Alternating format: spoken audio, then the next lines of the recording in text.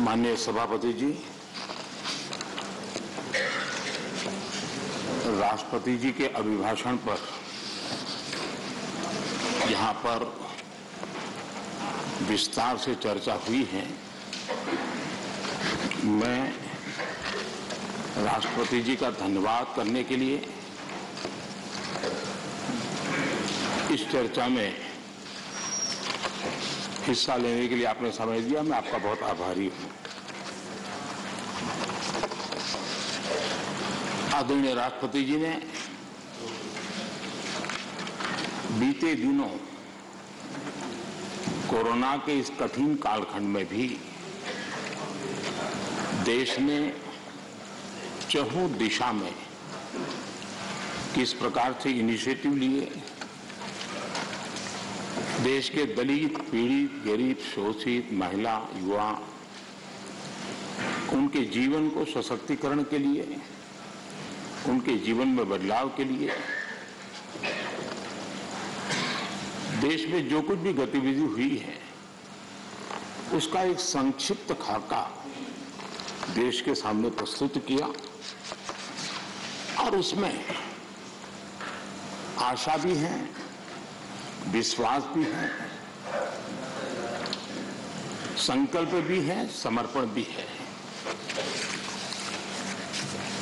अनेक माननीय सदस्यों ने विस्तार से चर्चा की है।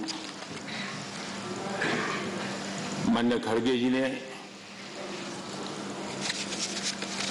कुछ देश के लिए, कुछ दल के लिए, कुछ खुद के लिए काफी कुछ बातें बताई थी।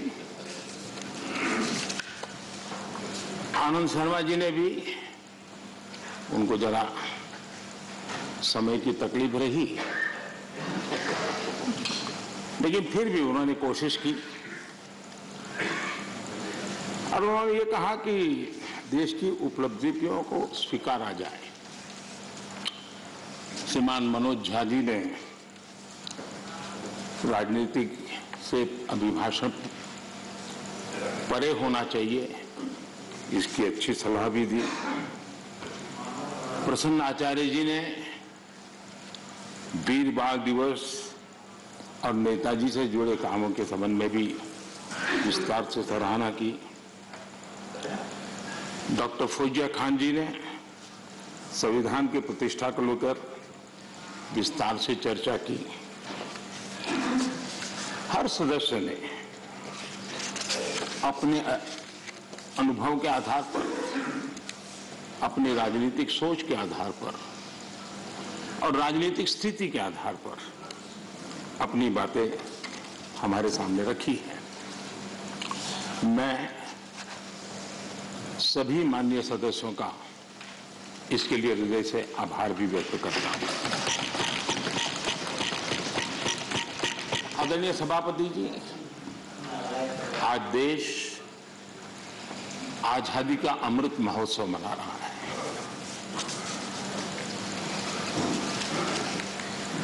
पचहत्तर साल का आजादी के कालखंड में देश को दिशा देने का, देश को गति देने का अनेक स्तर पर प्रयास हुए हैं और उन सब का लेखा जोखा लेकर के जो अच्छा है उसे आगे बढ़ाना, जो कमियां हैं उसको करेक्ट करना और जहां नए इनिशिएटिव लेने की आवश्यकता है वो नए इनिशिएटिव लेना।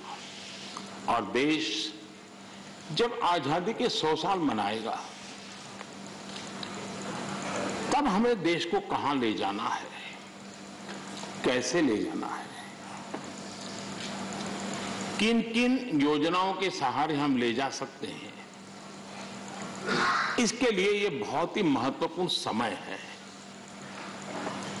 और हम सभी राजनीतिक नेताओं ने, राजनीतिक क्षेत्र के कार्यकर्ताओं ने अपना ध्यान पर भी और देश का ध्यान भी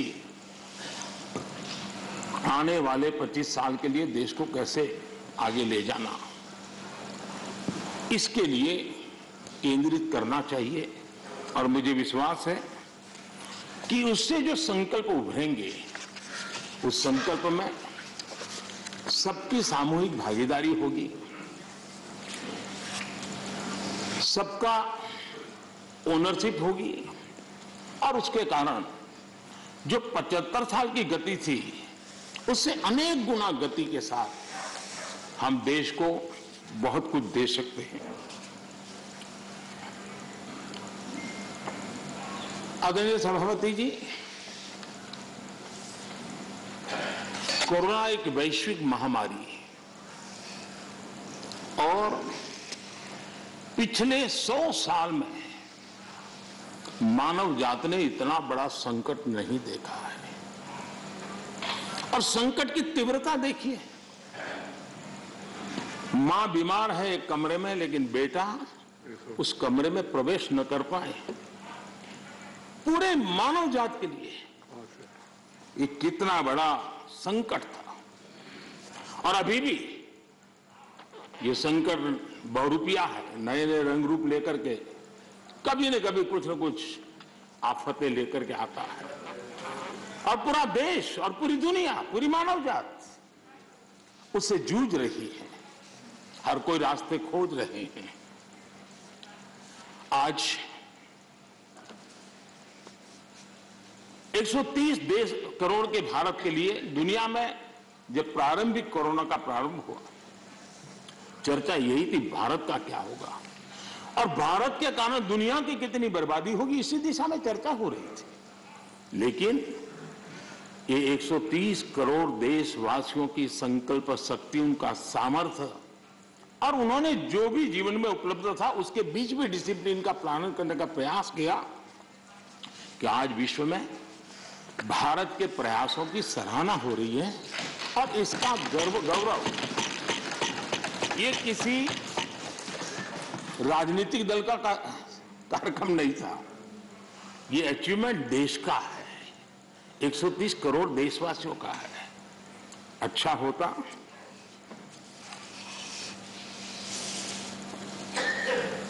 इसका यश लेने की भी कोशिश करते आप लोग, तो आपके खाते में कुछ जमा होता। लेकिन अब ये भी सिखाना पड़े। खैर, वैक्सीनेशन के संबंध में अभी प्रश्नकाल में हमारे आदरणीय मंत्री जी ने विस्तार से बात तो बताई है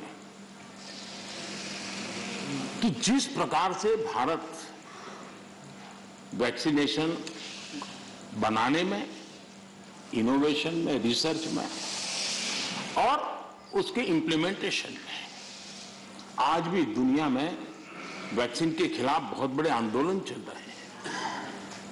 लेकिन वैक्सीन से मेरा लाभ हो या न लाभ हो, लेकिन कम से कम वैक्सीन लगाऊंगा तो मेरे कारण किसी और का नुकसान नहीं होगा, इस एक भावना ने 130 करोड़ देशवासियों को वैक्सीन लेने के लिए प्रेरित किया। ये भारत का मूलभूत चिंतन का प्रतिबिंब है जो विश्व के लोगों के सामने रखना हर हिंदुस्तानी का कर्तव्य है। सिर्फ खुद की रक्षा करने का विषय होता तो लूं या न लूं विवाद होता, लेकिन जब उसके मन में विचार आया कि मेरे कारण किसी को कष्ट न हो, अगर इसके लिए मुझे भी डोज लेना है तो मैं ले लूं, और उसने ले लिया। ये भारत के मन की, भारत के मानव मन की, भारत की मानवता की हम गौरवपूर्ण रूप से दुनिया के सामने कह सकते हैं। आज 100% डोज के लक्ष्य की ओर हम तेज गति से आगे बढ़ रहे हैं। मैं सम्मानित सदस्य, इस सभी आदरणीय सदस्यों से, इनके सामने हमारे फ्रंटलाइन वर्कर, हमारे हेल्थ केयर वर्कर्स, हमारे वैज्ञानिक, इन्होंने जो काम किया है उसकी सराहना करने से भारत की प्रतिभा तो खिलेगी, लेकिन इस प्रकार से जीवन खपाने वाले लोगों का भी हौसला बुलंद होगा।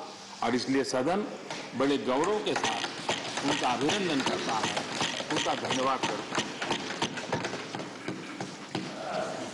आदरणीय सभापति जी,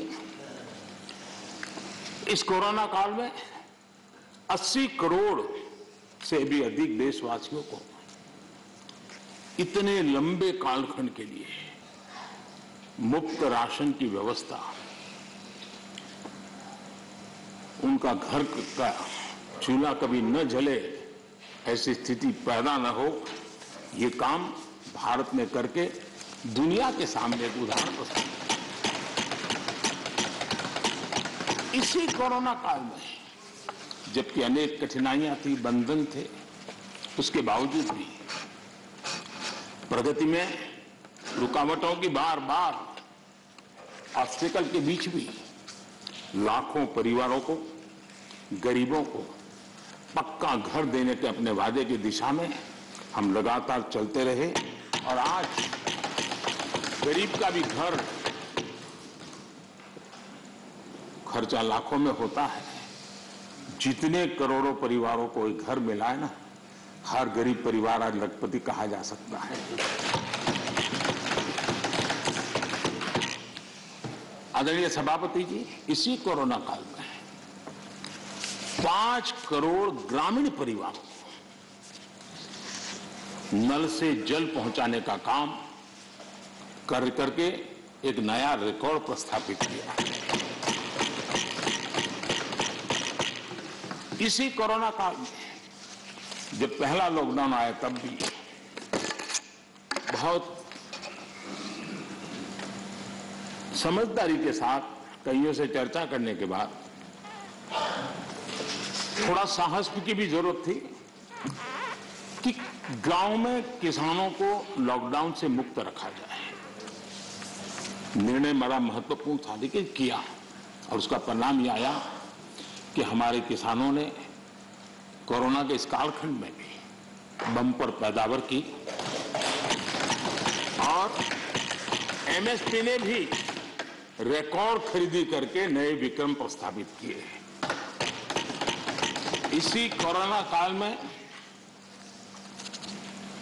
इंफ्रास्ट्रक्चर से जुड़े हुए कई प्रोजेक्ट्स पूरे किए गए, क्योंकि हम जानते हैं कि ऐसे संकट के काल में इंफ्रास्ट्रक्चर पर जो इन्वेस्टमेंट होता है वो रोजगार के अवसरों को सुनिश्चित करता है और इसलिए हमने उस पर भी बल दिया ताकि रोजगार भी मिलता रहे और सारे प्रोजेक्ट्स हम पूरे भी कर पाए।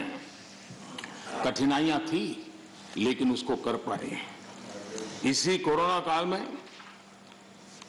चाहे जम्मू कश्मीर हो चाहे नॉर्थ ईस्ट हो, हर कालखंड में विस्तार से इसका विकास की यात्रा को आगे बढ़ाया गया और उसको हमने चलाया है। इसी कोरोना कालखंड में हमारे देश के युवाओं ने खेल जगत के हर क्षेत्र में हिंदुस्तान का तिरंगा, हमारा परचम फहराने में बहुत बड़ा काम किया, देश को गौरव दिया। आज पूरा देश, हमारे युवाओं ने खेल जगत में जिस प्रकार से प्रदर्शन किया है और कोरोना के इन सारे बंधनों के बीच उन्होंने अपनी तपस्या को कम नहीं होने दिया, अपनी साधना को कम होने नहीं दिया और देश को गौरव बढ़ाया है। आदरणीय सभापति जी, इसी कोरोना काल में आज जब हमारा देश का युवा स्टार्टअप यानी भारत का युवा एक पहचान बन गई है, एक सिनोनिमस हो गया है। आज हमारे देश के युवा स्टार्टअप के कारण स्टार्टअप की दुनिया में टॉप 3 में हिंदुस्तान को जगह दिला पाई है।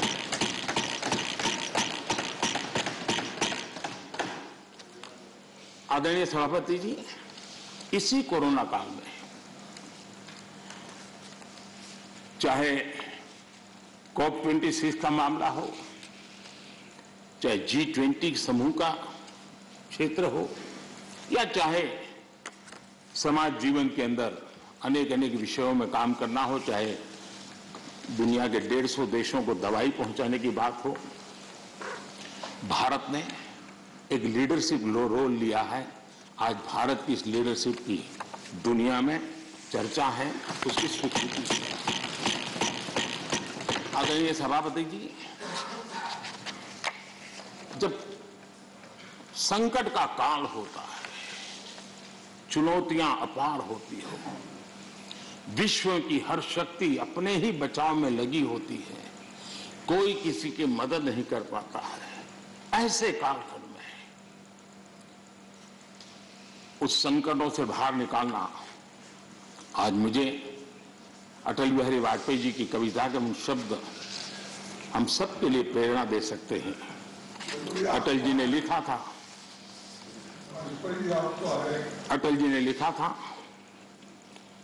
व्याप्त हुआ बर्बर अंधियारा, व्याप्त हुआ बर्बर अंधियारा, किंतु चीरकर तम की छाती, किंतु चीरकर तम की छाती, चमका हिंदुस्तान हमारा।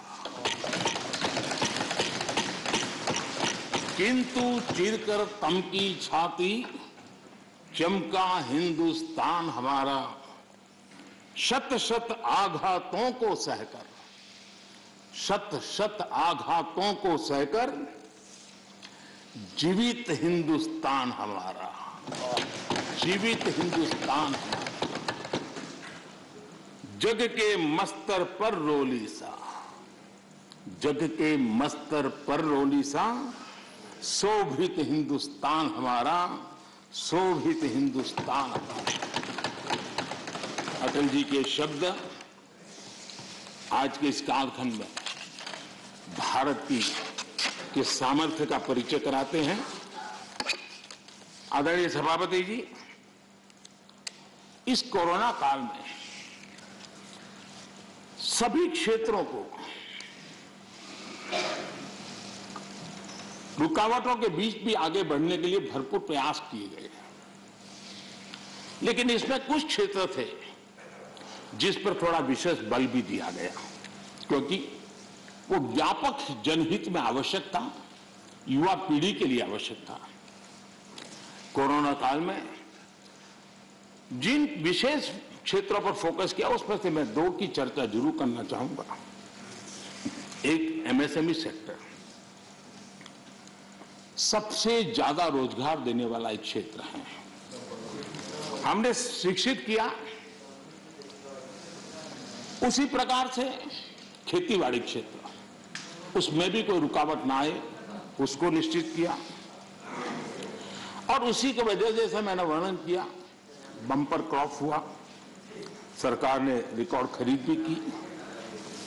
महामारी के बावजूद गेहूं, धान की खरीदी के नए रिकॉर्ड बने। किसानों को ज्यादा एमएसपी मिला, और वो भी डायरेक्ट बेनिफिट ट्रांसफर की स्कीम के तहत मिला। पैसा सीधा उनके बैंक खातों में जमा हुआ। और मैंने तो पंजाब के लोगों के कई वीडियो देखे, क्योंकि पंजाब में पहली बार डायरेक्ट बेनिफिट ट्रांसफर से पैसा गया। उन्होंने कहा था, मेरा खेत तो उतना ही साइज है, हमारी मेहनत उतनी है, लेकिन खाते में इतना रुपया एक साथ आता है, ये पहली बार जिंदगी में आता है।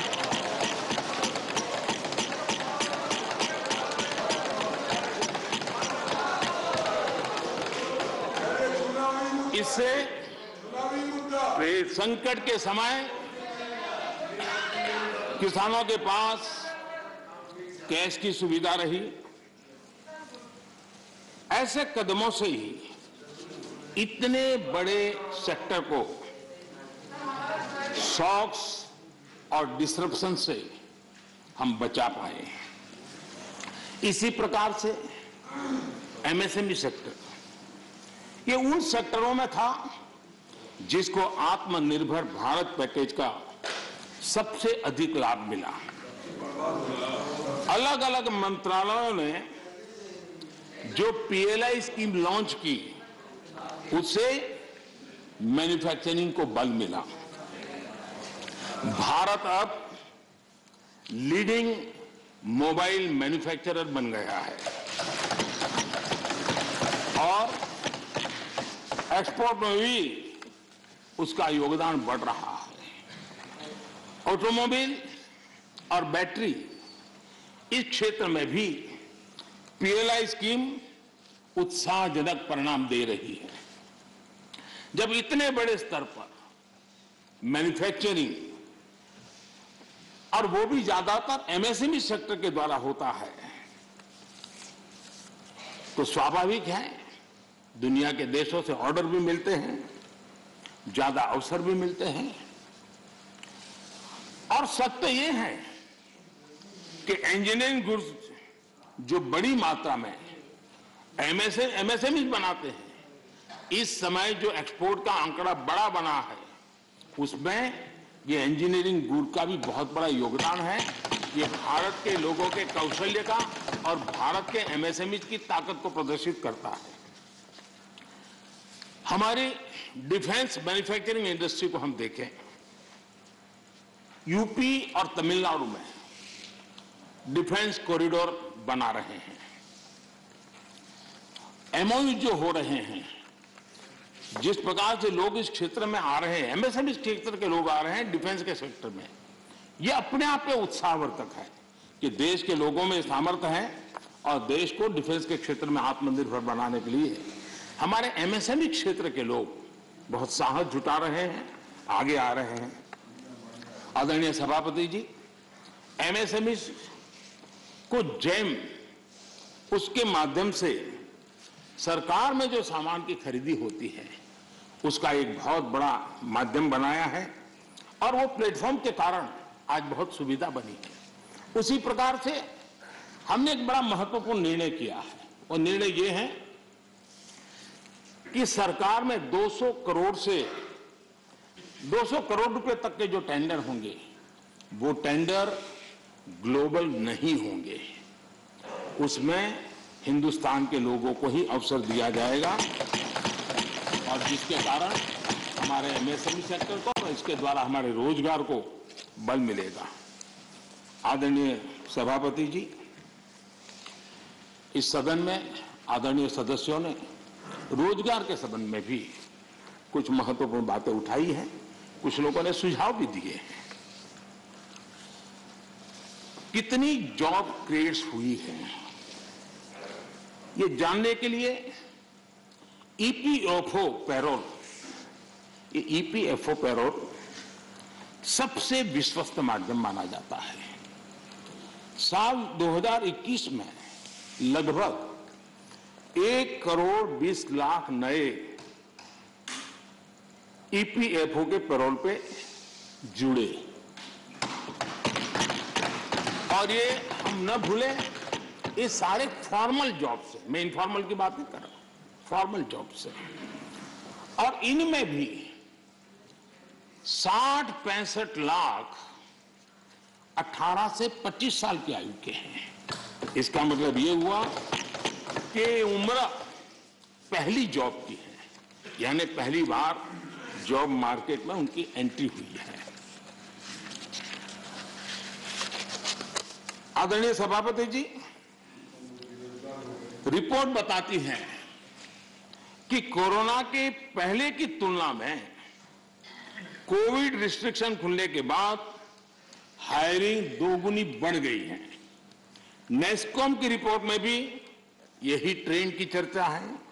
इसके अनुसार 2017 के बाद डायरेक्ट इनडायरेक्ट करीब, नेस्कॉम का कहना है, 27 लाख जॉब्स आईटी सेक्टर में, और ये सिर्फ स्किल की दृष्टि नहीं, उससे ऊपर के लेवल के लोग होते हैं जिनको रोजगार प्राप्त हुआ है। मैन्युफैक्चरिंग बढ़ने से वजह से भारत के ग्लोबल एक्सपोर्ट में वृद्धि हुई है, और उसका लाभ रोजगार के क्षेत्र में सीधा सीधा होता है। आदरणीय सभापति जी, साल 2021 में, यानी सिर्फ एक साल में, भारत में जितने यूनिकॉर्न्स बने हैं वो पहले के वर्षों में बने कुल यूनिकॉर्न से भी ज्यादा है। और ये सब रोजगार की गिनती में अगर नहीं आता है तो फिर तो रोजगार से ज्यादा राजनीति की चर्चा ही मानी जाती है। आदरणीय सभापति जी, कई माननीय सदस्यों ने महंगाई की भी चर्चा की है। 100 साल में आई इस भयंकर वैश्विक कोरोना की महामारी पूरी दुनिया को प्रभावित किया है। अगर महंगाई की बात करें तो अमेरिका में 40 साल में सबसे अधिक महंगाई का ये दौर अमेरिका झेल रहा है। ब्रिटेन 30 साल में सबसे अधिक महंगाई के मार से आज परेशान है। दुनिया के 19 देशों में जहां यूरो करेंसी है, वहां महंगाई का दर हिस्टोरिकली हाईएस्ट है, उच्चतम है। ऐसे माहौल में भी महामारी के दबाव के बावजूद हमने महंगाई को एक लेवल पर रोकने का बहुत प्रयास किया है, ईमानदारी से कोशिश की। 2014 से लेकर 2020 तक ये दर 4 से 5% के आसपास थी। इसकी तुलना जरा यूपीए के दौर से करें तो पता चलेगा कि महंगाई होती क्या है। यूपीए के समय महंगाई डबल डिजिट छू रही थी। यूपीए के समय डबल डिजिट छू रही थी। फिर आज हम एकमात्र बड़ी इकोनॉमी है जो हाई ग्रोथ और मीडियम इन्फ्लेशन अनुभव कर रहे हैं।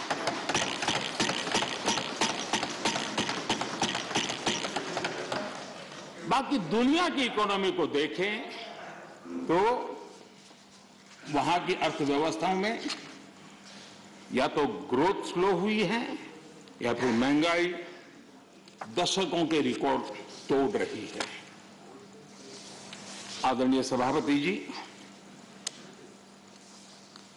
इस सदन में कुछ साथियों ने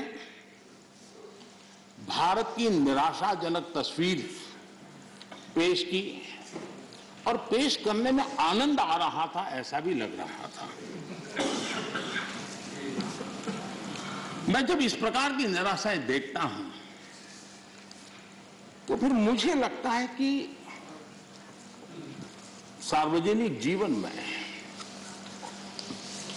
उतार चढ़ाव आते रहते हैं, जय पराजय होता रहता है।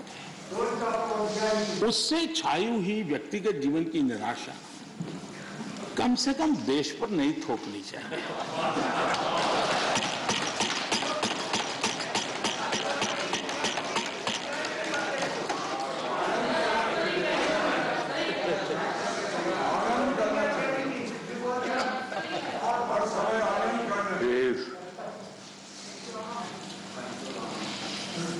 मैं जानता नहीं, लेकिन हमारे यहाँ गुजरात में एक बात है, शरद राव जानते होंगे, वो यहाँ महाराष्ट्र में भी होगा।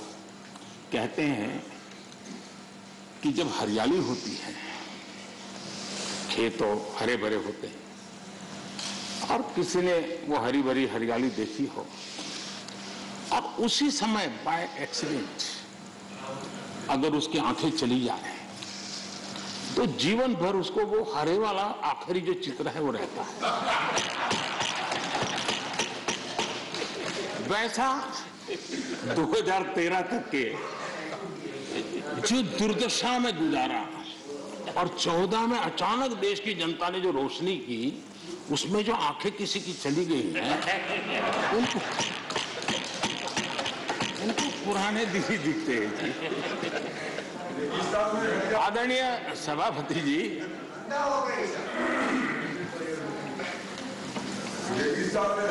हमारे यहाँ शास्त्रों में कहा गया है, महाजनों येन गतः स पंथाः, अर्थात महाजन लोग, बड़े लोग जिस पद पर जाते हैं वही मार्ग अनुकरणीय होता है। मैं आदरणीय सभापति जी इस सदन में एक बात करना चाहता हूं। यहां कोई भी हो, किसी दिशा में बैठा हो, उधर हो, यहां हो, कोई भी हो, लेकिन जनप्रतिनिधि अपने आप में छोटा हो, बड़ा हो, क्षेत्र का लीडर होता है, नेतृत्व करता है। वो जो भी उसका कमांड एरिया होगा, वहां के लोग उसको देखते हैं, उसकी बातों को फॉलो करते हैं। और ऐसा सोचना ठीक नहीं है कि हम सत्ता में है तो लीडर, और वहां बैठ गए तो अरे रे क्या हो गया, ऐसा नहीं होता है। कहीं पर भी आप है, अगर जनप्रतिनिधि हैं, आप सच्चे अर्थ में लीडर है। और लीडर अगर इस प्रकार से सोचेगा, ऐसी निराशा से भरा हुआ लीडर होगा, तो क्या होगा भाई? क्या यहां बैठे तभी देश की चिंता करनी और वहां बैठे तो देश के अपने क्षेत्र के लोगों की नहीं करनी, ऐसा होता है क्या? किसी से नहीं सीखते तो शरद राव से सीखो। मैंने देखा है शरद राव इस उम्र में भी अनेक बीमारियों के बीच भी क्षेत्र के लोगों को प्रेरणा देते रहते हैं। हमें निराश होने की जरूरत नहीं भाई। और क्योंकि आप अगर निराश होते हैं तो आपका जो क्षेत्र भले अब धीरे कम हो गया होगा, लेकिन जो भी होगा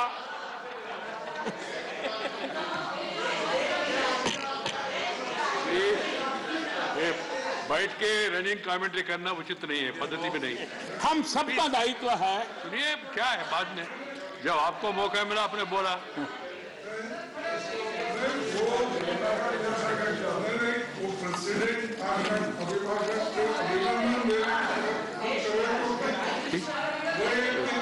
ठीक है, ठीक है, करके जी आपको बोला। ठीक ठीक, नहीं ये तो ये रिकॉर्ड में जाएगा नहीं।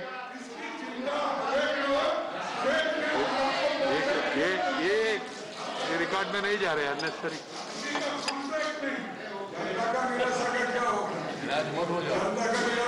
प्लीज खड़गे जी, आप भी अधीर रंजन जी जैसी गलती करते हैं। आप थोड़ा पीछे देखिए, जयराम जी ने पीछे जाकर के 2-3 लोगों को तैयार किया हुआ है इस काम के लिए। आप इस प्रतिष्ठा से रहिए, पीछे है रखा है व्यवस्था। जयराम जी खास जाकर के बाहर जाकर के सूचना लेकर के आए, समझा रहे थे। अभी थोड़ी देर में शुरू होने वाला है।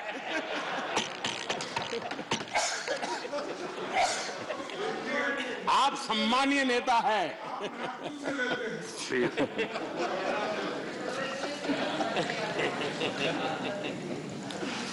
आदरणीय सभापति जी, सत्ता किसी की भी हो, सत्ता में कोई भी हो, लेकिन देश के सामर्थ्य को कम नहीं आंकना चाहिए। हमने देश के सामर्थ्य का पूरे विश्व के सामने खुले मन से गौरवगान करना चाहिए, देश के लिए बहुत आवश्यक होता है। आदरणीय सभापति जी, सदन में हमारे एक साथी ने कहा vaccination is not a big deal. Vaccination is not a big deal. मैं ये देखकर हैरान हूं, कुछ लोगों को भारत की इतनी बड़ी उपलब्धि नहीं लग रही है।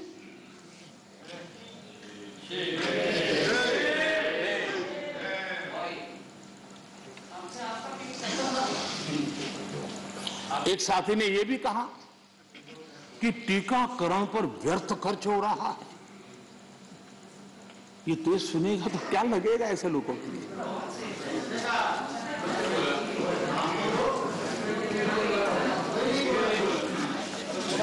आदरणीय सभापति जी, कोरोना जब से मानव जात पर संकट में पैदा कर रहा है, सरकार ने देश और दुनिया में उपलब्ध हर संसाधन जुटाने के लिए भरपूर कोशिश की है।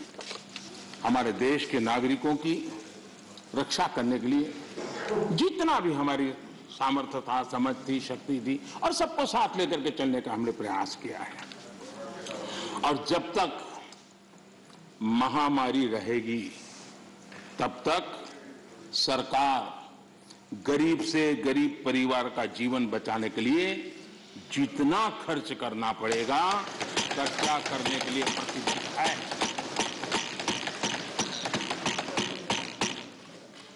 लेकिन कुछ दल के बड़े नेता बीते 2 सालों में उन्होंने जो अपरिपक्वता दिखाई है उससे देश को भी बहुत निराशा हुई है। हमने देखा है कि कैसे राजनीतिक स्वार्थ में खेल खेले गए हैं। भारतीय वैक्सीन के खिलाफ मुहिम चलाई गई। थोड़ा सोचिए, जो पहले आपने कहा था आज जो हो रहा है उसको थोड़ा दोनों साथ मिलाकर देखिए। हो सकता है सुधार की संभावना हो तो कुछ काम आ जाएगा। आदरणीय सभापति जी, देश की जनता जागरूक है और मैं देश की जनता का अभिनंदन करता हूं कि उनके हर छोटे मोटे नेताओं ने ऐसी गलती की तो भी उसने इस संकट के समय ऐसी बातों को कान पर लिया नहीं और वैक्सीन के लिए कतार में खड़े रह करके अगर ये ना हुआ होता तो बहुत बड़ा खतरा हो जाता। लेकिन अच्छा हुआ, देश की जनता कुछ नेताओं से भी आगे निकल गई। ये देश के लिए अच्छा है। आदरणीय सभापति जी, इस पूरा कोरोना कालखंड एक प्रकार से फेडरल स्ट्रक्चर का उत्तम उदाहरण मैं कह सकता हूं। 23 बार शायद किसी एक प्रधानमंत्री को एक कार्यकाल में मुख्यमंत्रियों की इतनी मीटिंग करने का अवसर नहीं आया होगा। मुख्यमंत्रियों के साथ 23 मीटिंगें की गई और विस्तार से चर्चाएं की गई और मुख्यमंत्रियों के सुझाव और भारत सरकार के पास जो जानकारियां थी उसमें मिलजुल करके, क्योंकि सदन में राज्यों से जुड़े हुए वरिष्ठ नेता यहां बैठे हैं और इसलिए मैं ये कहना चाहूंगा, ये अपने आप में बहुत बड़ी घटना है। 23 मीटिंगें करना इस कालखंड में और विस्तार से चर्चा करके रणनीति बनाना और सबको ऑन बोर्ड लेकर के चलना, और चाहे केंद्र सरकार हो, राज्य सरकार हो या स्थानीय स्वराज की संस्था की इकाइयां हो, सबने मिलकर के प्रयास किया है। हम किसी की योगदान को कम नहीं आंकते हैं, हम तो इसको देश की ताकत मानते हैं। लेकिन आदरणीय सभापति जी, कभी आत्मचिंतन करने की जरूरत है कुछ लोगों को। जब कोरोना की ऑल पार्टी मीटिंग बुलाई गई, सरकार की तरफ से विस्तार से प्रेजेंटेशन देना था और एक तरफ से कोशिश की गई कि कुछ दल न जाए, उनको समझाने की कोशिश हुई और खुद भी नहीं आए, ऑल पार्टी मीटिंग का बहिष्कार किया। और मैं शरद राव जी का फिर से आभार व्यक्त करना चाहूंगा। शरद राव जी ने कहा, देखिए भाई, ये कोई यूपीए का निर्णय नहीं है, मैं जिसको कह सकता हूं मैं कहूंगा। और शरद राव जी आए, बाकी टीएमसी सहित सभी दल के लोग आए और उन्होंने अपने बहुमूल्य सुझाव भी दिए। ये संकट देश पर था, मानव जात पर था, उसमें भी आपने बहिष्कार किया। ये पता नहीं आपके एडवाइस की कौन कहां से आप सलाह लेके आते हैं, आपका भी नुकसान कर रहे हैं जी। देश रुका नहीं, देश चल पड़ा, आप अटक गए और हर एक को आश्चर्य हुआ। सब लोग, आप दूसरे दिन के अखबार देख लीजिए, क्या आपकी आलोचना हुई है, क्यों ऐसा किया, इतना बड़ा काम। लेकिन आदरणीय सभापति जी, हमने होलिस्टिक हेल्थ केयर पर फोकस किया। आधुनिक चिकित्सा परंपरा, भारतीय चिकित्सा पद्धति, दोनों को आयुष मंत्रालय ने भी समय बहुत काम किया। सदन में कभी कभी ऐसे मंत्रालयों की चर्चा भी नहीं होती है, लेकिन ये देखना होगा, आज विश्व में हमारे आंध्र तेलंगाना के लोग बताएंगे, हमारी हल्दी का एक्सपोर्ट जो बढ़ रहा है वो इस कोरोना ने लोगों को भारत की उपचार पद्धति पर आकर्षित किया, उसका परिणाम। दुनिया के लोगों, आज कोरोना कालखंड में भारत ने अपने फार्मा उद्योग को भी सशक्त किया है। पिछले 7 साल में हमारा जो आयुष का उत्पादन है उसका एक्सपोर्ट बहुत बड़ा है और नए नए डेस्टिनेशन में पहुंच रहा है। इसका मतलब कि भारत की जो ट्रेडिशनल मेडिसिन है उसने विश्व में अपनी एक पहचान बनाना शुरू किया है। मैं चाहता हूं कि हम सब लोग जहां जहां हमारा परिचय हो इस बात को बल दें, क्योंकि इस क्षेत्र हमारा दबा हुआ है। अगर हम थोड़ा उसको और ऐसे समय है कि स्वीकृति बन जाएगी तो हो सकता है कि भारत की जो ट्रेडिशनल मेडिसिन की परंपरा है, ताकत है, वो दुनिया में पहुंचेगी और काम होगा। आदरणीय सभापति जी, आयुष्मान भारत के तहत 80,000 से अधिक हेल्थ एंड वेलनेस सेंटर आज कार्यरत हैं और हर प्रकार की आधुनिक से आधुनिक सेवाओं करने के लिए उनको सजाया जा रहा है। ये सेंटर गांव और घर के पास ही फ्री टेस्ट समेत बेहतर प्राइमरी हेल्थ केयर सुविधा दे रहे हैं। ये सेक्टर कैंसर, डायबिटीज और दूसरी गंभीर बीमारियों को शुरुआत में ही डिटेक्ट करने में मदद कर रहे हैं। 80,000 सेंटर बने हैं और इसको हम और बढ़ाने की दिशा में तेज गति से काम कर रहे हैं। यानी बहुत महत्वपूर्ण बीमारियों में भी, गंभीर बीमारियों में भी उनको स्थानीय स्तर पर मदद मिलने की संभावना है। आदरणीय सभापति जी, वैसे पुरानी परंपरा ये थी कि बजट के पहले कुछ टैक्स लगा दो ताकि बजट में चर्चा न हो, बजट में दिखे नहीं और उस दिन शेयर मार्केट गिर न जाए। हमने ऐसा नहीं किया, हमने उल्टा किया। हमने बजट के पहले 64,000 करोड़ रुपए पीएम आत्मनिर्भर स्वस्थ भारत योजना के तहत क्रिटिकल हेल्थ इंफ्रास्ट्रक्चर के निर्माण के लिए राज्यों के अंदर बांटे। अगर ये चीज हम बजट में रखते तो और बहुत बड़ा बजट शानदार दिखता, शानदार तो है ही है और शानदार दिखता, लेकिन हम उस मोह के में रखने के बजाय कोरोना के समय इसकी तत्काल व्यवस्था करने के लिए हमने पहले इसको किया और 64,000 करोड़ रुपए हमने इस काम के लिए दिए। आदरणीय सभापति जी, इस बार खड़गे जी बड़ा विशेष बोल रहे थे और कह रहे हैं कि मुझे तो कह रहे हैं कि मैं उस पर बोलूं, इधर उधर ना बोलूं, लेकिन वो क्या बोले हैं उसको भी एक बार चेक कर लिया जाए। सदन में कहा गया कि कांग्रेस ने भारत की बुनियाद डाली और भाजपा वालों ने सिर्फ झंडा गाड़ दिया।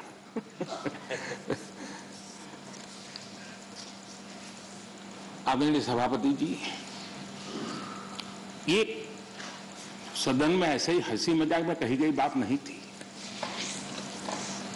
ये उस गंभीर सोच का परिणाम है और वही देश के लिए खतरनाक है। और वो है, कुछ लोग यही मानते हैं कि हिंदुस्तान 1947 में पैदा हुआ है और उसी के कारण ये समस्या होती है।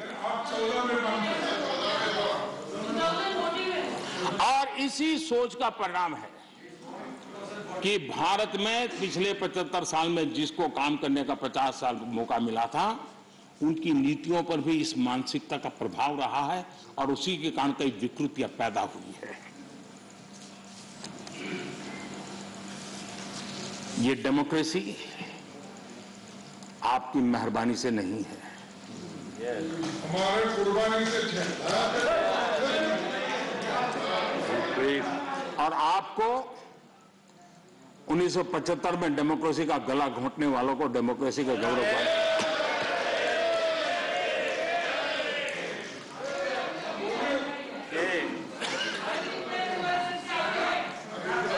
आदरणीय सभापति जी, ये 47 में पैदा हुए हैं ना, ऐसी जो सोच वाले लोग हैं, उन्होंने एक बात दुनिया के सामने गाजे बाजे के साथ कहनी चाहिए थी, वो कहने से कतरा गए। हमें गर्व के साथ कहना चाहिए था कि भारत, मदर इंडिया, ये मदर ऑफ डेमोक्रेसी है।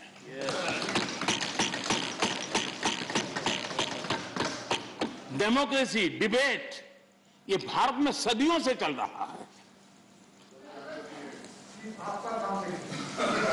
और कांग्रेस की कठिनाई ये है, डायनेस्टी के आगे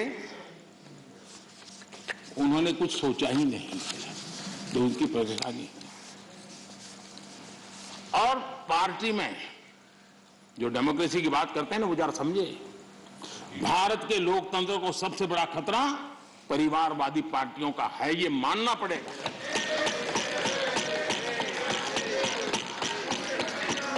और पार्टी में भी जब कोई परिवार सर्वोपरि होता है, तब सबसे पहली कैजुअलिटी, जब पार्टी में भी कोई एक परिवार सर्वोपरि हो जाता है, तो सबसे पहली कैजुअलिटी टैलेंट की होती है।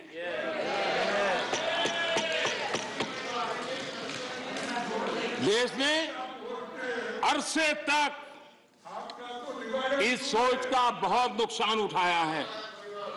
मैं चाहता हूं कि सभी राजनीतिक दल लोकतांत्रिक आदर्शों और मूल्यों को अपने दलों में भी विकसित करें, उसको समर्पित करें और हिंदुस्तान की सबसे पुरानी पार्टी के रूप में कांग्रेस इसकी जिम्मेवारी ज्यादा उठाए। आदरणीय सभापति जी, यहां पर यह कहा गया कि कांग्रेस न होती तो क्या होता।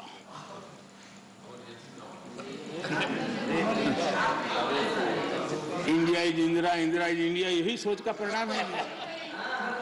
आदरणीय सभापति जी,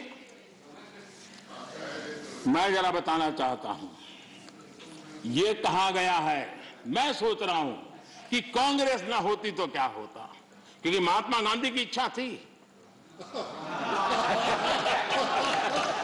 क्योंकि महात्मा गांधी को मालूम था कि इनके रहने से क्या क्या होने वाला है, और इन्होंने कहा था पहले से इसको खत्म करो, इसको बिखेर दो। महात्मा गांधी ने कहा था। लेकिन अगर ना होती महात्मा गांधी की इच्छा के अनुसार, अगर हुआ होता, अगर महात्मा गांधी की इच्छा के अनुसार कांग्रेस ना होती तो क्या होता? लोकतंत्र परिवारवाद से मुक्त होता।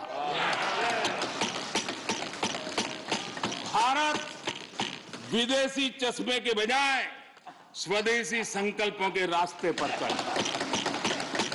अगर कांग्रेस न होती तो इमरजेंसी का कलंक न होता।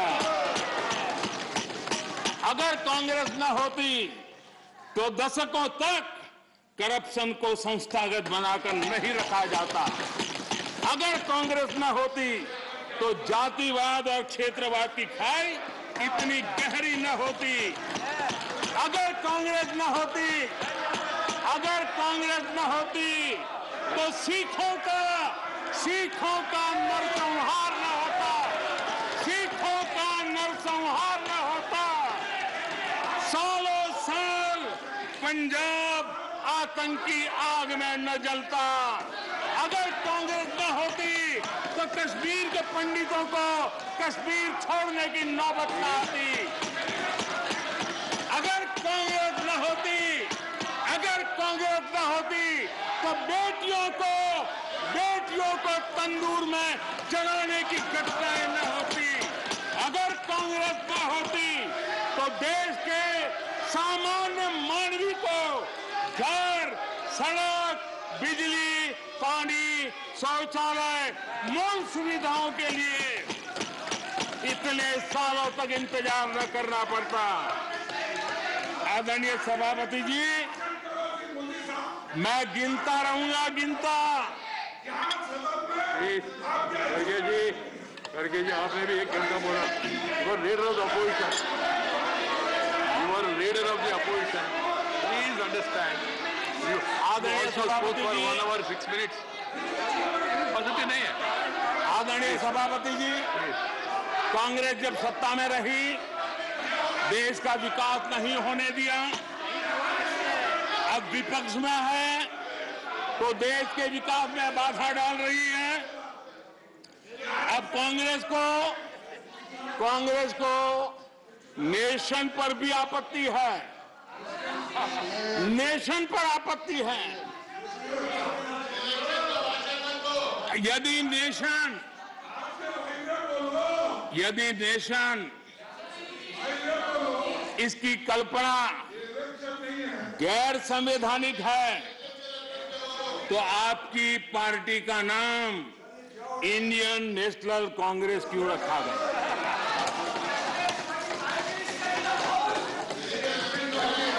अब आपकी ये नई सोच आई है तो इंडियन नेशनल कांग्रेस नाम बदल दीजिए और आप फेडरेशन ऑफ कांग्रेस कर दीजिए। अपने पूर्वजों की गलती जरा सुधार दीजिए।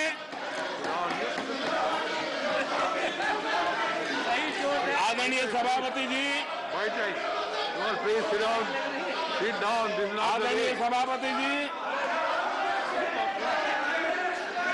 यहाँ पर nothing will go on record without my permission. आदरणीय सभापति जी, Without my permission, nothing will go on record. Any comment? Federalism को लेकर भी कांग्रेस, टीएमसी और लेफ्ट सहित अनेक साथियों ने यहाँ बड़ी बड़ी बातें की। जरूरी भी है क्योंकि ये राज्यों के वरिष्ठ नेताओं का ये सदन है, लेकिन सभी साथियों को आदरणीय सभापति जी,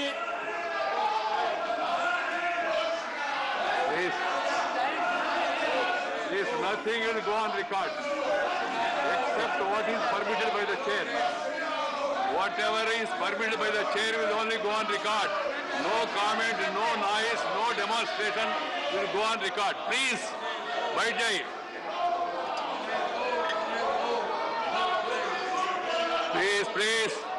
Please. The Prime Minister is intervening. I have permitted it. It will only go on record. Ramdas ji, आप चिंता मत करिए.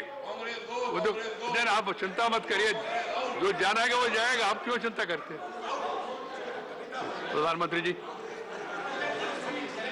प्रधानमंत्री जी, yes. That is your comment, na? So let the people decide. Why when we speak, we don't bother about all this. धन्यवाद आदरणीय सभापति जी। लोकतंत्र में सिर्फ सुनाना ही नहीं होता है, सुनना भी लोकतंत्र का हिस्सा है। लेकिन सालों तक उपदेश देने की आदत रखी है, इसलिए जरा बातें सुनने में मुश्किल हो रहा है। आदरणीय सभापति जी, फेडरलिज्म को लेकर कांग्रेस, टीएमसी और लेफ्ट सहित अनेक साथियों ने यहां कई विचारों को प्रस्तुत किया है और बहुत स्वाभाविक है, और इस सदन में इसकी चर्चा होना और स्वाभाविक है क्योंकि यहां राज्य के वरिष्ठ नेता, उनका मार्गदर्शन इस सदन में हमें मिलता रहता है। लेकिन जब ये बात करते हैं तब मैं आज सबसे आग्रह करूंगा कि हम फेडरलिज्म के संबंध में हमारे जो कुछ भी विचार हैं, कभी बाबा साहब आम्बेडकर को जरूर पढ़ें, बाबा साहब आम्बेडकर की बातों का स्मरण करें। बाबा साहब आम्बेडकर जी ने जो संविधान सभा में कहा था, उसी को मैं कोट कर रहा हूं। और बाबा साहब आम्बेडकर ने कहा था, ये फेडरेशन एक यूनियन है क्योंकि यह अटूट है। प्रशासनिक सुविधा हेतु देश और लोगों को विभिन्न राज्यों में विभाजित किया जा सकता है।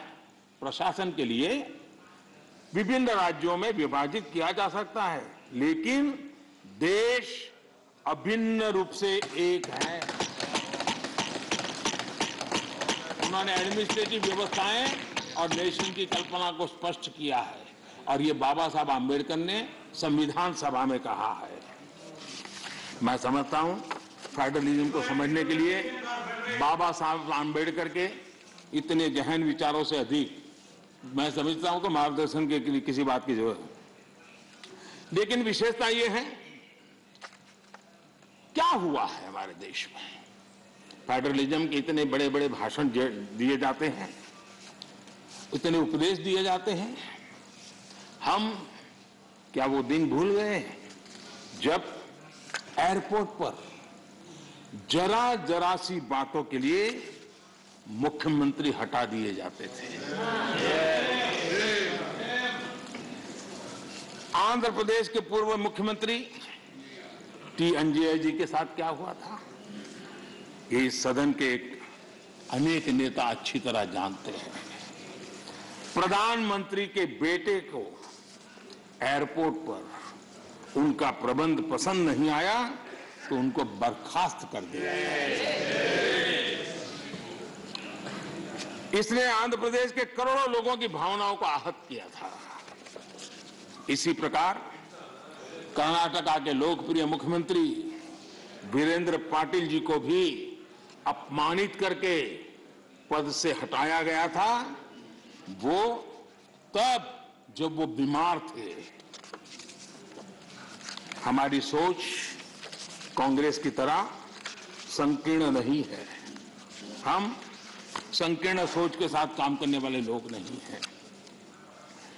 हमारी सोच में राष्ट्रीय लक्ष्यों, राष्ट्रीय टारगेट्स और रीजनल एस्पिरेशंस,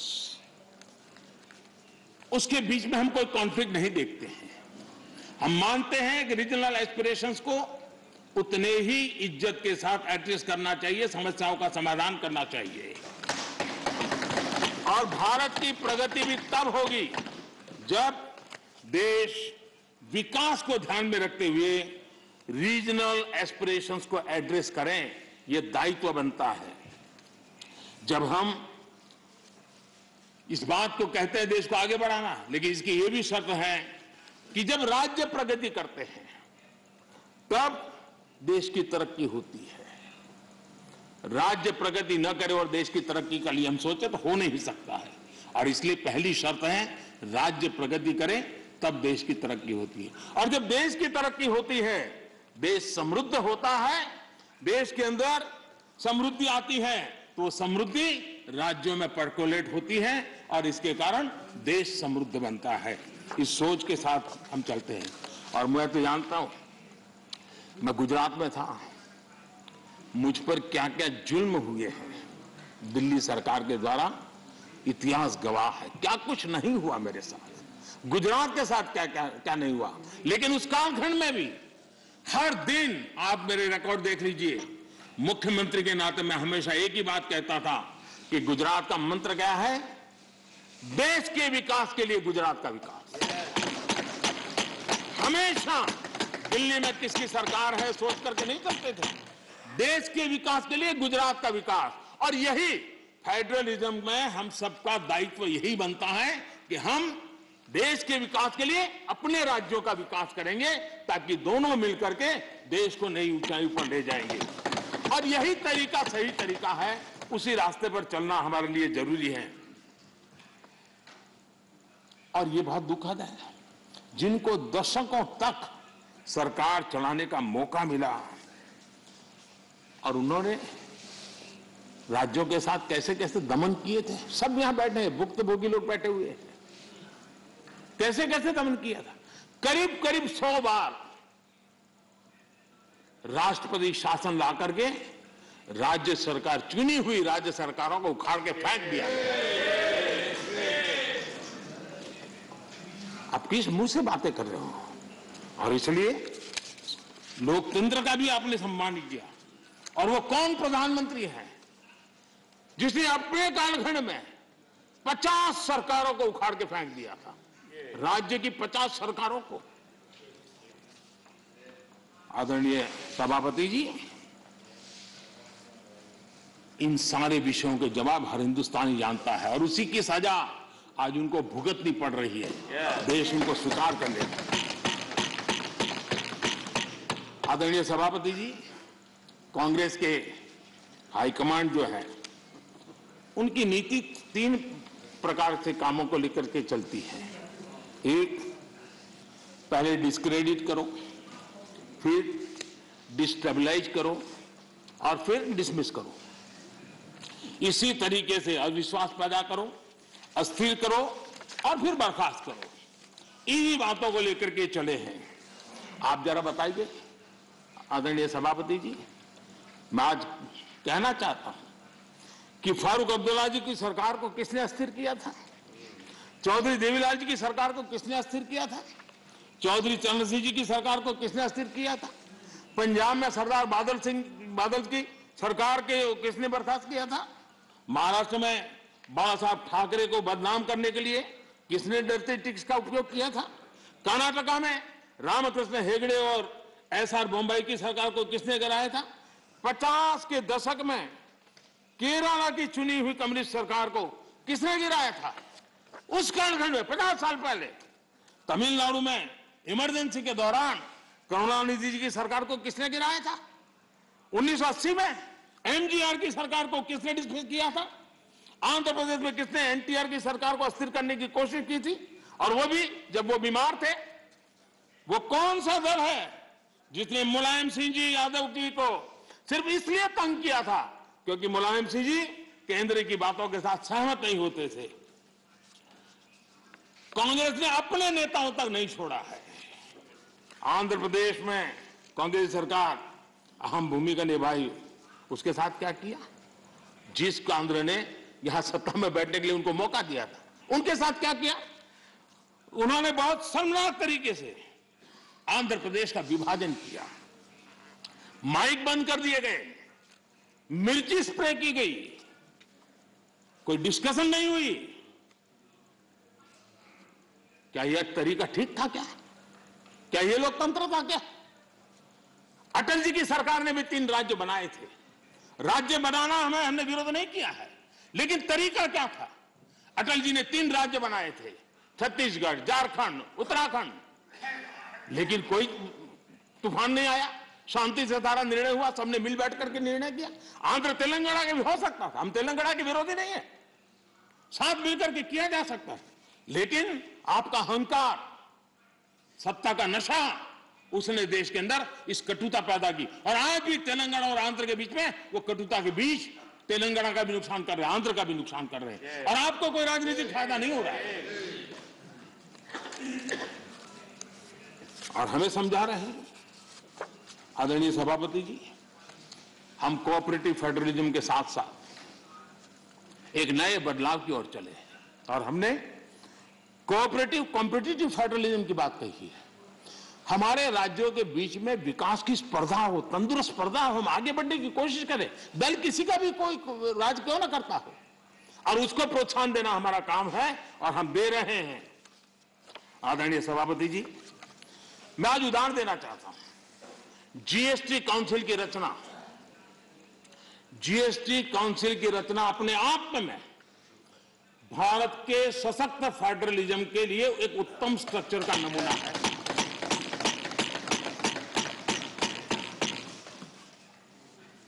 रेवेन्यू के अहम निर्णय जीएसटी काउंसिल में होते हैं, और राज्यों के वित्त मंत्री और भारत के वित्त मंत्री सभी इक्वल टेबल पर बैठ करके निर्णय करते, कोई बड़ा नहीं, कोई छोटा नहीं, कोई आगे नहीं, कोई पीछे नहीं, सब साथ मिलकर के दे। और देश को गर्व होना चाहिए, इस सदन को ज्यादा गर्व होना चाहिए कि जीएसटी के सारे निर्णय, सैकड़ों निर्णय हुए हैं, सबके सब सर्वानुमति से हुए। सभी राज्यों के वित्त मंत्री और भारत के वित्त मंत्री ने मिलकर के किए हैं। इससे बड़ा फेडरलिज्म का उत्तम स्वरूप क्या हो सकता है? कौन इसका गौरव नहीं करेगा? लेकिन हम इसका भी गौरव नहीं करते हैं। आदरणीय सभापति जी, एक और उदाहरण मैं देना चाहता हूं फेडरलिज्म का। हमने देखा कि जैसे सामाजिक न्याय ये देश में बहुत अनिवार्य होता है, वरना देश आगे नहीं बढ़ता है, वैसे भी क्षेत्रीय न्याय भी उतना ही जरूरी होता है। अगर कोई क्षेत्र विकास में पीछे रह जाएगा तो देश आगे भी नहीं बढ़ सकता है। और इसलिए हमने एक योजना बनाई, एस्पिरेशनल डिस्ट्रिक्ट। देश में 100 से ऐसे डिस्ट्रिक्ट चुने, अलग अलग पैरामीटर के आधार पर चुने गए, राज्यों के साथ मशवरा करके चुने गए, और उन 100 से अधिक जो डिस्ट्रिक्ट हैं वो राज्य के जो एवरेज डिस्ट्रिक्ट है उसकी बराबरी तो कम से कम आ जाए तो बोझ कम हो जाएगा। और उस काम को हमने किया, और आज मैं बड़े संतोष के साथ कहूंगा, बड़े गौरव के साथ कहूंगा, योजना का विचार भले भारत सरकार को आया, लेकिन एक राज्य को छोड़कर के सभी राज्यों ने इसको ओन किया। 100 से अधिक जिलों की स्थिति बदलने के लिए केंद्र सरकार, राज्य सरकार और जिला इकाई आज मिलकर के काम कर रहे हैं और उसमें सभी दोनों की सरकार वाले राज्य हैं। ऐसा नहीं है कि वो भारतीय जनता पार्टी के राज्य वाले सरकारें हैं। और सबने मिलकर के इतने उत्तम परिणाम दिए हैं कि बहुत कम समय में एस्पिरेशनल डिस्ट्रिक्ट कई पैरामीटर में अपने राज्य की एवरेज से भी कुछ आगे निकल गए हैं। और ये मैं समझता हूं कि उत्तम से उत्तम काम है। और मैं बताऊं, कुछ आकांक्षी जिले जो एस्पिरेशनल डिस्ट्रिक्ट हैं, उनके जनधन अकाउंट पहले की तुलना में 4 गुना ज्यादा जनधन अकाउंट खोलने का काम किया है। हर परिवार में शौचालय मिले, बिजली मिले, इसके लिए भी उत्तम काम इस एस्पिरेशनल डिस्ट्रिक्ट में सभी राज्यों ने मिलकर के किया है। मैं समझता हूं यही फेडरल स्ट्रक्चर का उत्तम उदाहरण है और उसी से देश की प्रगति के लिए फेडरल स्ट्रक्चर का ताकत का उपयोग होना, यह उसका उदाहरण है। आदरणीय सभापति जी, मैं आज एक और कैसे आर्थिक मदद होती है राज्यों को, किस तरीके से नीतियां कैसे बदलाव लाने से परिवर्तन आता है, उसका भी उदाहरण देना चाहता हूं। वो भी एक समय था जब हमारे प्राकृतिक संसाधन सिर्फ कुछ लोगों की तिजोरियां भरने के लिए काम आते थे। ये दुर्दशा हमने देखी है, उसकी चर्चाएं बहुत चली है। अब इस संपदा राष्ट्र का खजाना भर रही है। हमने कोयले और माइनिंग सेक्टर में रिफॉर्म किए। 2000 में हमने पारदर्शी प्रक्रिया के साथ खनिज संसाधनों का ऑक्शन किया। हमने रिफॉर्म्स की प्रक्रिया को जारी रखा, जो जैसे वैध लाइसेंस की बिना चार्ज के ट्रांसफर, 50% प्रोड्यूसर्स की ओपन मार्केट में सेल बिक्री, अर्ली ऑपरेशनलाइजेशन पर 50% रिबेट। बीते एक साल में माइनिंग रेवेन्यू लगभग 14,000 करोड़ रुपए से बढ़कर लगभग 35,000 करोड़ रुपए पर पहुंचा है। ऑक्शन से जितना भी रेवेन्यू आया वो राज्य सरकारों को मिला है। ये निर्णय किया है। सबसे बड़ी बात यह है, ये सुधार जो लागू हुए हैं, इसका राज्य का ही भला हुआ है और राज्य का भला होने में देश का भला है ही है। कोऑपरेटिव फेडरलिज्म का इस क्षेत्र इतना बड़ा महत्वपूर्ण निर्णय, और उड़ीसा इस रिफॉर्म्स को लागू करने में अग्रिम राज्य रहा। मैं उड़ीसा के मुख्यमंत्री जी को अभिनंदन देता हूं कि उनकी सरकार ने सारे रिफॉर्म्स को हमारे साथ कंधे से कंधा मिलाकर के काम किया है। आदरणीय सभापति जी, यहां पर यह भी चर्चा हुई कि हम इतिहास बदलने की कोशिश कर रहे हैं। कई बार बोला जाता है, बाहर भी बोला जाता है और कुछ लोग लिखा जाते हैं। मैं देख रहा हूं कि कांग्रेस एक प्रकार से अर्बन नक्सल के चुंगल में फंस गई है। उनकी पूरी सोचने के तरीकों को अर्बन नक्सलों ने कब्जा कर लिया है और इसलिए उनकी सारी सोच गतिविधि डिस्ट्रक्टिव बन गई है और देश के लिए चिंता का विषय, बड़ी गंभीरता से सोचना पड़ेगा। अर्बन नक्सल ने बहुत चालाकी पूर्वक कांग्रेस की इस दुर्दशा का फायदा उठा करके उसके मन को पूरी तरह कब्जा कर लिया, उसके विचार प्रवाह को कब्जा कर लिया है और उसी के कारण बार बार ये बोल रहे हैं इतिहास बदल रहा है। आदरणीय सभापति जी, हम सिर्फ कुछ लोगों की याददाश्त को ठीक करना चाहते हैं, थोड़ा उनका मेमोरी पावर बढ़ाना चाहते हैं। हम कोई इतिहास बदल नहीं रहे हैं। कुछ लोगों का इतिहास कुछ ही साल से शुरू होता है, हम जरा उसको पहले ले जा रहे हैं और कुछ नहीं कर रहे हैं। अगर उनको 50 साल के इतिहास में ही मजा आता है तो हमको 100 साल तक ले जा रहे हैं। किसी को 100 साल तक मजा आता है तो हम 200 साल के इतिहास में ले जाते हैं। किसी को 200 से मजा आता है हम 300 ले जाते हैं। अब जो 300 साढ़े 300 ले जाएंगे तो छत्रपति शिवाजी का नाम आएगा ही आएगा। हम तो उनकी मेमोरी को सतेज कर रहे हैं, हम इतिहास बदल नहीं रहे। कुछ लोगों का इतिहास सिर्फ एक परिवार तक सीमित है, क्या करें इसका? और इतिहास तो बहुत बड़ा है, बड़े पहलू है, बड़े उतार चढ़ाव है और हम इतिहास के दीर्घकालीन कालखंड को याद कराने का प्रयास कर रहे हैं, क्योंकि गौरवपूर्ण इतिहास को भुला देना इस देश के भविष्य के लिए ठीक नहीं है। ये हम अपना दायित्व समझते हैं और इसी इतिहास से सबक लेते हुए हमने आने वाले 25 साल में देश को नई ऊंचाइयों पर ले जाने का एक विश्वास पैदा कर रहा है। और मैं समझता हूं ये अमृत कालखंड अब इसी से आगे बढ़ने वाला है। इस अमृत कालखंड में हमारी बेटियां, हमारे युवा, हमारे किसान, हमारे गांव, हमारे दलित, हमारे आदिवासी, हमारे पिछड़े समाज के हर तबके का योगदान हो, उनकी भागीदारी हो, उसको लेकर के हम आगे बढ़े। कभी कभी हम 1857 के स्वतंत्र संग्राम की ओर देखेंगे। हमारे आदिवासी क्षेत्रों में 1857 के स्वतंत्र संग्राम में जो योगदान दिया गया है, कभी हमें पढ़ने को नहीं मिल रहा है। इतने महान स्वर्णिम पुरुषों को हम कैसे भूल सकते हैं? और हम इन चीजों को याद कराने की कोशिश कर रहे हैं। हमारी कोशिश है देश आत्मविश्वास से भरा हुआ हो, देश आगे बढ़े। आदरणीय सभापति जी, महिलाओं के सशक्तिकरण भी हमारे लिए प्राथमिकता है।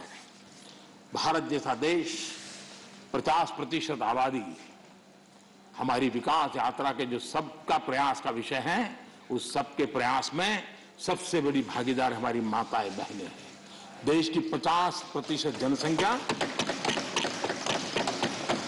और इसलिए भारत का समाज की विशेषता है, अपनी परंपराओं में सुधार करता है, बदलाव भी करता है। ये एक जीवंत समाज है। हर युग में ऐसे महापुरुष निकलते हैं जो हमारी बुराइयों को से समाज को मुक्त करने के लिए प्रयास करते हैं। और आज हम जानते हैं महिलाओं के संबंध में भी भारत में कोई आज चिंतन हो रहा नहीं, पहले से हमारी आज चिंतन हो रहा है। उनके सशक्तिकरण को हम प्राथमिकता दे रहे हैं। अगर हमने मैटरनिटी लीव बढ़ाई है तो एक प्रकार से महिलाओं के सशक्तिकरण और परिवार के सशक्तिकरण का हमारा प्रयास है, और उस दिशा में हम काम कर रहे हैं।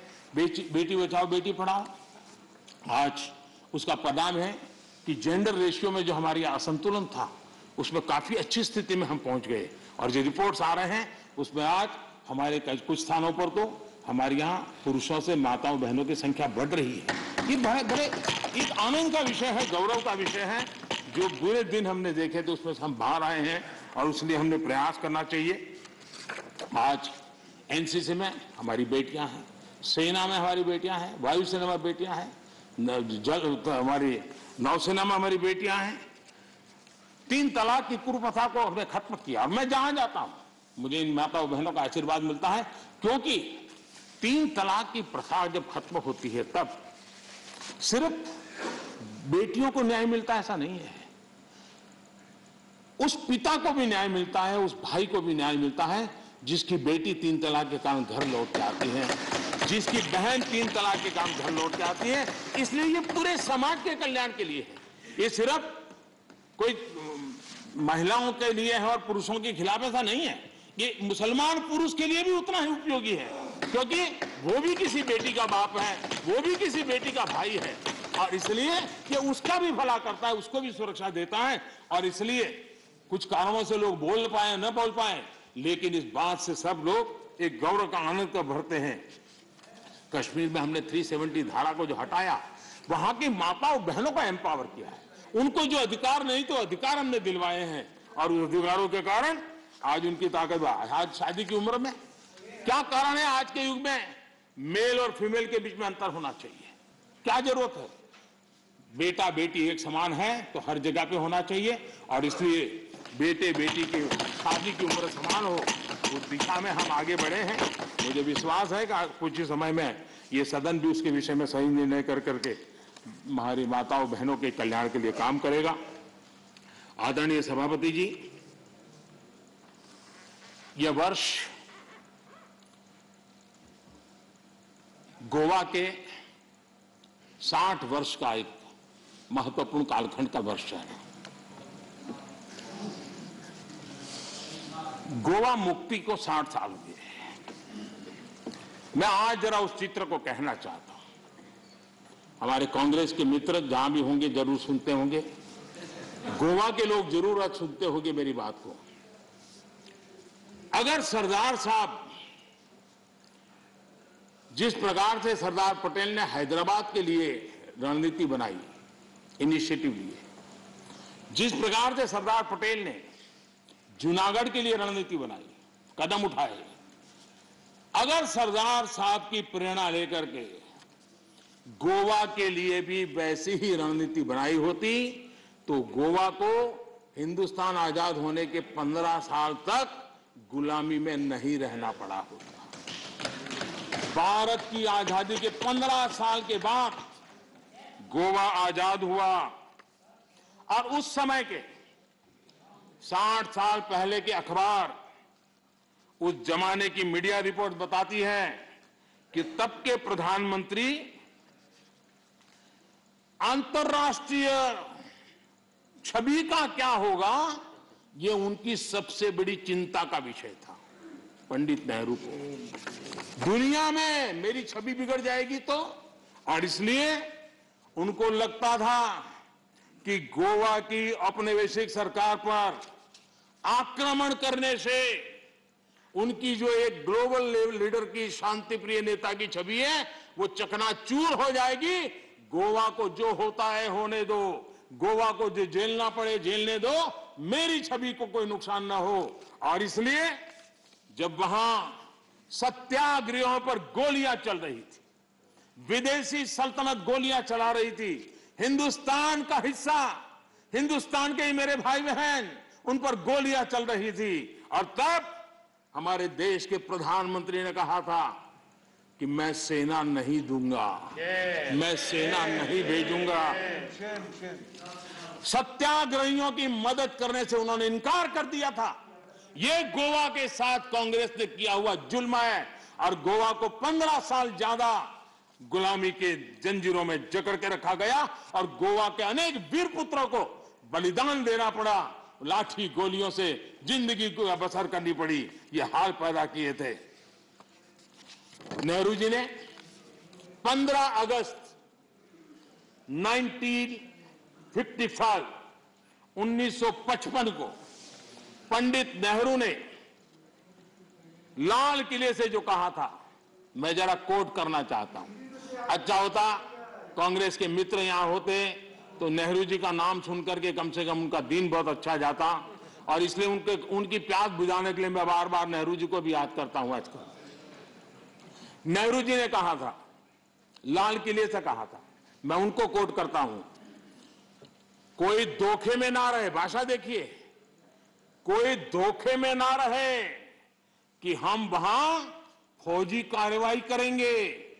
कोई फौज गोवा के आसपास नहीं है। अंदर के लोग चाहते हैं कि कोई शोर मचाकर ऐसे हालात पैदा करे कि हम मजबूर हो जाएं फौज भेजने के लिए। हम नहीं भेजेंगे फौज, हम उसको शांति से तय करेंगे। समझ लें सब लोग इस बात को। ये हुंकार 15 अगस्त को गोवा वासियों के एस्पिरेशंस के खिलाफ कांग्रेस के नेता के बयान है। पंडित नेहरू जी ने आगे कहा था, जो लोग वहां जा रहे हैं, लिमेज जी, लोहिया जी समेत सब लोग वहां सत्याग्रह कर रहे थे, आंदोलन कर रहे थे, देश के सत्याग्रही जा रहे थे। हमारे जगन्नाथ राव जोशी कर्नाटक केसरी, उनके नेतृत्व में सत्याग्रह हो रहा था। जो पंडित नेहरू जी ने क्या कहा, जो लोग वहां जा रहे हैं उनको वहां जाना मुबारक हो। देखिए मजाक देखिए, देश के अपनी आजादी के लिए लड़ने वाले मेरे ही देशवासियों के लिए क्या भाषा, कितना अहंकार है। वो लोग वहां जा रहे हैं, उनको वहां जाना मुबारक हो, लेकिन ये भी याद रखें कि अपने को सत्याग्रही कहते हैं तो सत्याग्रह के उसूल, सिद्धांत और रास्ते भी याद रखें। सत्याग्रह की पीछे फौजें नहीं चलती और ना ही फौजों की पुकार होती है। असहाय छोड़ दिया गया मेरे देश के नागरिकों को। ये गोवा के साथ किया।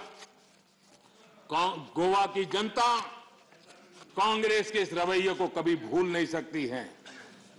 आदरणीय सभापति जी, हमें यहां फ्रीडम ऑफ एक्सप्रेशन पर भी बड़े भाषण दिए गए और आए दिन हमको जरा समझाया जाता है।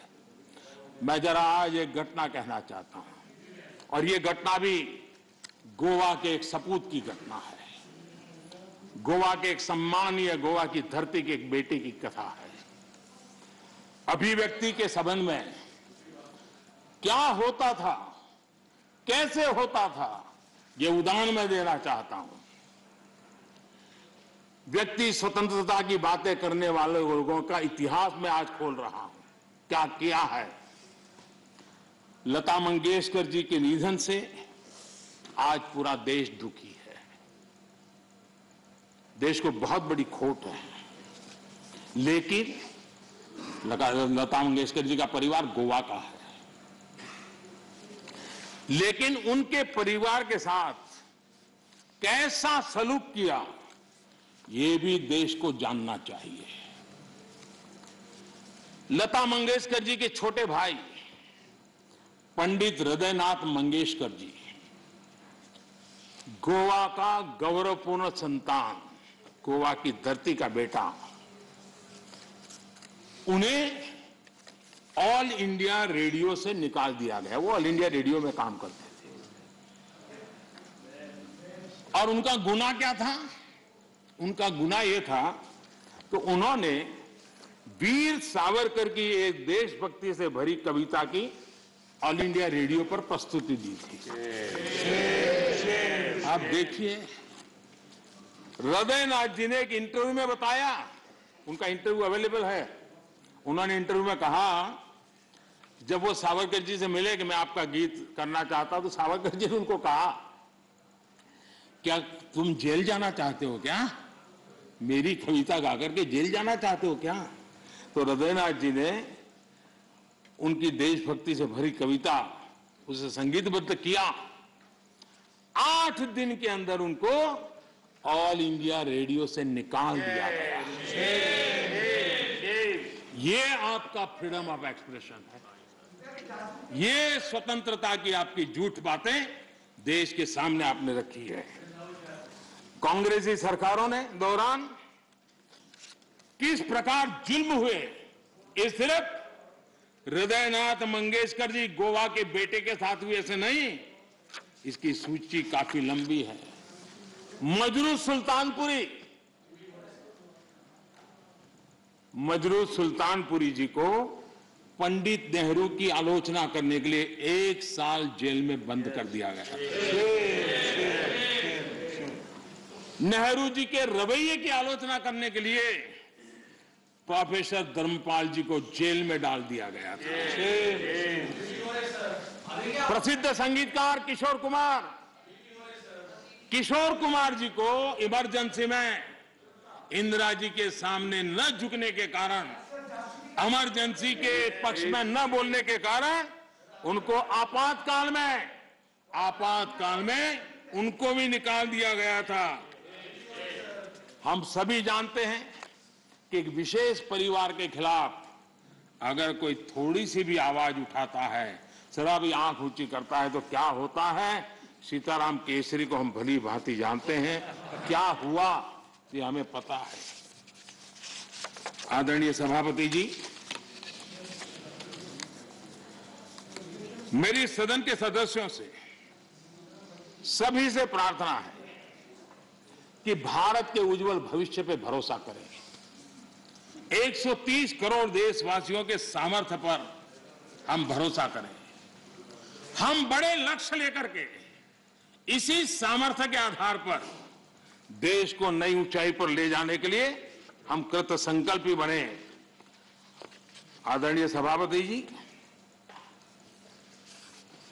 हमने मेरे तेरे अपने पराए इस परंपरा को खत्म करना होगा और एक मत से, एक भाव से, एक लक्ष्य से एक साथ चलना, यही देश के लिए समय की मांग है। एक स्वर्णिम काल है। पूरा विश्व भारत को तरफ बड़े आशा से और बड़े गौरव से देख रहे हैं। ऐसे समय हम मौका गंवा न दें। देशवासियों के कल्याण के लिए इससे बड़ा कोई अवसर आने वाला नहीं है। ये मौका हम पकड़ लें। 25 साल की यात्रा हमें कहीं से कहां पहुंचा सकती है। हमारे देश के लिए, हमारी परंपराओं के लिए हम गौरव करें, और सभापति जी, हम बड़े विश्वास के साथ मिलकर के चलेंगे। और हमारे यहां तो शास्त्रों में कहा गया है, सं गच्छध्वम सं वदध्वम संवो मनासी जानताम, यानी हम साथ चले, साथ चर्चा करें, मिलकर हर कार्य करें। इसी आह्वान के साथ मैं राष्ट्रपति जी के अभिभाषण को अनुमोदन करता हूं, उनका धन्यवाद भी करता हूं और सभी आदरणीय सदस्यों ने जो सहभाग किया, विचार रखे, उनका भी धन्यवाद करता हूं। बहुत बहुत धन्यवाद।